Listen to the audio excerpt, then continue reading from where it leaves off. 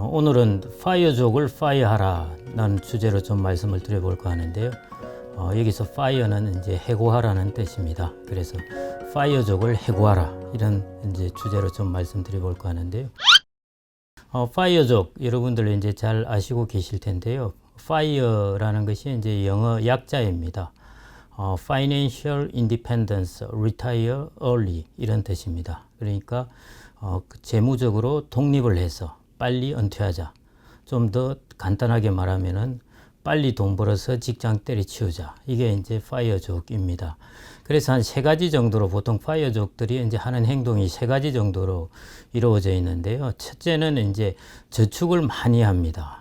자신의 소득의 절반 정도를 최소 저축하기도 하고요. 보통 한 60% 정도를 저축한다고 그럽니다. 그러니까 저축 비율이 소득에 비해서 상당히 높은 것이죠. 그 다음에는 이제 저축한 돈을 운용을 해야 되는데, 그게 이제 하이 리스크 하이 리턴으로 상당히 높은 수익률을 추구하면서 운용을 하는 것입니다. 그 다음에 이제 이를 통해서 자산 축적이 빨리 되면은 대략 한 45세 정도에 은퇴하겠다.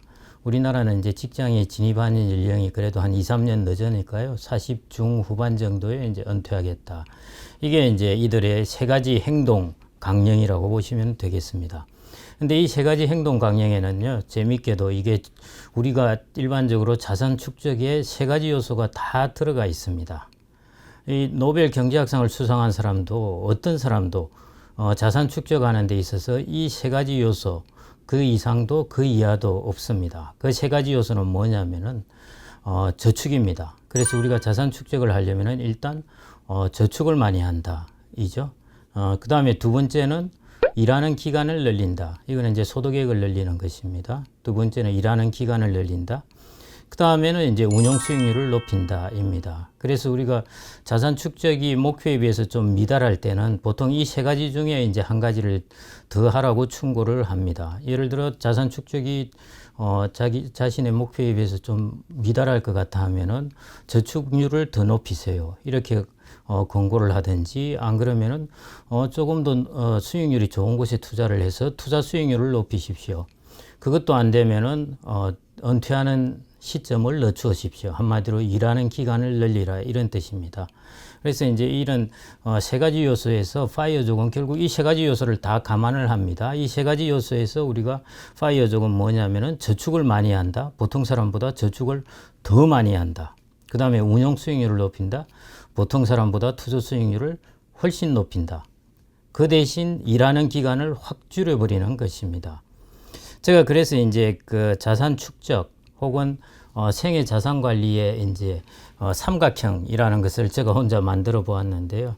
여러분들이 이게 그림에서 보시듯이 삼각형의 세 변이 이렇게 이루어져 있다고 보시면 되겠습니다. 하나가 저축액, 그 다음에 하나가 수익률, 그 다음 하나가 일하는 시간. 이렇게 이제 이루어져 있습니다.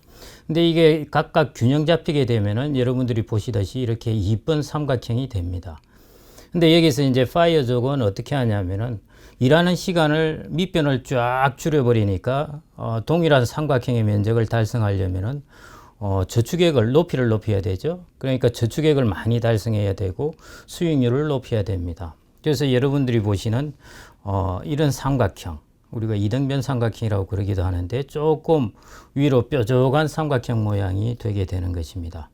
그래서 정상적인 정삼각형 모형이 우리가 일반적으로 자산 축적을 하는 그런 삼각형이라고 그런다면은 우리가 생애자산 관리에서 파이어족의 삼각형은 이제 이런 삼각형을 추구한다는 것입니다. 이렇게 이제 여러분들이 시각화해서 생각하시면 좋을 것 같습니다. 그래서 나는 이 두 삼각형 중에 무엇을 선택할까 하는 것을 이제 고민하시는 것인데요.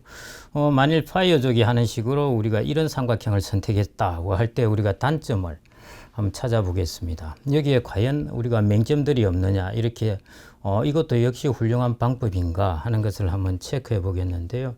우리가 저축을 생각보다 많이 하다 보면은 현재의 나와 그리고 우리 가족에 대한 투자가 부족하게 됩니다. 나에 대한 투자라는 것은 내가 계속 나가 직업 훈련을 한다든지 나의 전문 지식을 키우기 위해서 예를 들어 야간 MBA 대학원에 간다든지 하는 이런 것도 할 여유가 없어지겠죠. 그다음에 여러분들이 결혼을 해서 자녀가 있다면은 자녀에 대한 투자 부분도 교육 투자 같은 부분도 줄여야 될 것입니다. 그러면 이제 인적 자본이나 이런 거에 대한 투자가 부족해지는 것이죠. 그리고 여러분들은 저축액을 가지고 이제 주식이라든지 이런 하이 리스크 하이 리턴의 유가증권에 투자를 하겠죠. 근데 자, 이걸 이제 생각을 해 보셔야 됩니다. 여러분들이 인적 자본에 투자했을 때 투자 수익률이 높을까? 주식에 투자했을 때 투자 수익률이 높을까? 이걸 생각해 보셔야 되는데요. 이 테이블에 보시듯이 이거는 이제 그 직업 훈련이라든지 이런 교육 투자는 아니지만은 일종의 우리가 학교 교육에 대한 투자입니다. 그래서 학사학위를 받았을 때 우리가 일어난 실질 수익률과 그 후에 우리가 유가증권에 투자했을 때 실질 수익률을 이 미국에서 정리한 표가 있습니다. 보시면 학사학위를 받았을 때 여기 이제 10만 달러 정도를 어디에 투자하면 가장 수익률이 높을까에 대한 연구입니다. 그래서 학사학위에 투자를 했다고 했을 때는 연간 실질 수익률이 15.2%가 나옵니다. 근데 우리가 주식에 투자했다고 그랬을 때는 연간 수익률이 6.8%가 나옵니다. 그 외에 이제 회사채라든지 채권은 이제 주식보다 투자 수익률이 그거보다는 한 단계 낮으니까요. 뭐 그거는 크게 생각하실 필요 없고 일단 주식과 인적 자본의 투자 수익률을 비교해 보면은 그 정도 차이가 나는 것입니다. 그래서 여러분들이 저축액을 가지고 주식이라든지 하이 리스크 하이 리턴의 유가증권에 투자하는 것도 좋지만은 여러분들이 젊을 때 그리고 여러분들의 자녀가 있을 때는 이런 인적 자본에 투자하는 것도 충분히 투자하는 것도 필요하다는 것입니다. 그런데 이제 저축액을 늘리다 보면은 여기에 대한 투자가 부족해질 수가 있기 때문에 어떻게 보면 여러분들은 전체적으로 여러분들의 포트폴리오는 오히려 투자 수익률을 낮추는 것일 수가 있습니다. 그렇기 때문에 이제 그런 부분에 첫 번째 단점이 있고요. 이제 두 번째 단점이 있습니다. 투자 수익률을 높이려면은 아무래도 하이 리스크 하이 리턴을 추구해야 되죠. 높은 수익률을 추구하려면은 위험도 높아지기 마련입니다. 위험이 높아진다는 것은 여러분들이 위험 자산에 투자했다가 높은 투자 수익률을 추구하려고 위험 자산에 투자했다가 오히려 여러분들의 자산이 갑자기 원금까지 크게 훼손될 가능성이 있다는 것입니다. 이렇게 되면 이제 어떤 일이 일어나냐면은 45세에 은퇴하려고 했다가 자칫하면은 여러분들이 75세까지 일을 해야 될 사태가 발생할 수 있다는 것입니다. 변동성이 있다는 것이죠. 45세의 가능성도 있지만은 75세의 은퇴 가능성도 있다는 것입니다. 만일 아까처럼 균형 잡힌 삼각형을 갖다면은 이게 여러분들의 은퇴 나이가 대략 60세 전후로 확률이 아주 높게 접근을 하겠지만은 그렇지 않고 여러분들이 높은 투자 수익률을 추구하다 보면은 45세를 타겟으로 하다가 자칫하면은 75세 은퇴를 할 수도 있다는 것입니다. 왜냐하면은 여러분들의 자산이 갑자기 훼손되게 되면은 결국 노후 소득을 위해서는 더 축적해야 되니까 더 축적한 방법은 아까 말씀드렸듯이 결국 일하는 기간을 늘릴 수밖에 없거든요. 그래서 이제 오히려 그런 사태가 올 수가 있습니다. 또 하나는 우리가 사람은 그때그때 그래도 자신의 만족이나 즐거움을 위해서 돈을 벌기도 하고 일을 하기도 합니다. 근데 이제 파이어족은 지금의 즐거움을 미래의 즐거움으로 다 미루겠다는 것입니다.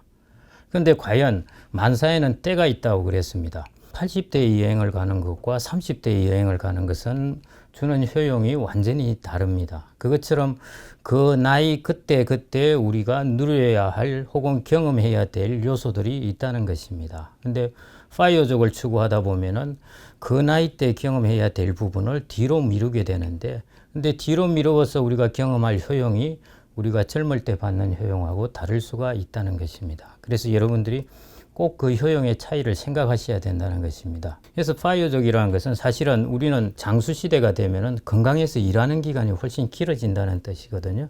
근데 파이어족은 그런 상황에서 내가 일하는 기간을 확 줄여버리겠다는 것이기 때문에 어떻게 보면은 장수사회에서 오히려 조금 잘 안 맞는 것일 수가 있습니다. 이제 이런 것들이 그게 단점이죠. 그래서 파이어라는 그 자체가 안 좋은 것은 아닙니다. FIRE, F-I-R-E 중에서 앞부분에 해당되는 FI는 정말 필요한 부분입니다. Financial Independence. 그 Financial Independence를 여러분의 목표 시기는 언제일지는 모르지만은 여러분들이 생애 자산 관리를 함에 있어서 제일 중요한 것은 재무적 독립에 이루는 그런 목표를 세워야 하는 것은 확실한 것입니다. 다만 그 시기를 retire early를 하려고 재무적 목표를 그렇게 독립을 하는 것이 아니라, 그래서 FI는 지키되 RE, retire early 부분은 좀 이렇게 버려버리는 것이 오히려 좋지 않을까 그렇게 생각이 됩니다. 그래서 오늘은 제가 이제 좀 결론을 내겠습니다. 방금 이제 말씀을 드렸는데요. FIRE, Financial Independence Retire Early에서 첫 번째 FI는 추구하되 RE는 버리라는 것이고요. 그 다음에 여러분들이 균형 잡힌 생애 자산 관리 삼각형을 만드시기 바랍니다. 아까처럼 파이어족 같으면은 균형이 좀 흐트러지고 뾰족한 삼각형의 모양인데요. 그것 말고 여러분들이 장기적 관점에서 길게 보시면서 균형 잡힌 삼각형의 모양, 일하는 기간도 적정하게 가져가고 투자 수익률도 적정하게 설정을 하고 여러분들의 저축액도 적정하게 설정하는 이런 균형 잡힌 생애자산 관리 삼각형을 만드시기 바랍니다. 그래서 오늘의 주제를 한 단어로 그리고 여러분들에게 드리고 싶은 말씀은 파이어를 파이어하라, 이렇게 말씀드리고 싶습니다. 감사합니다.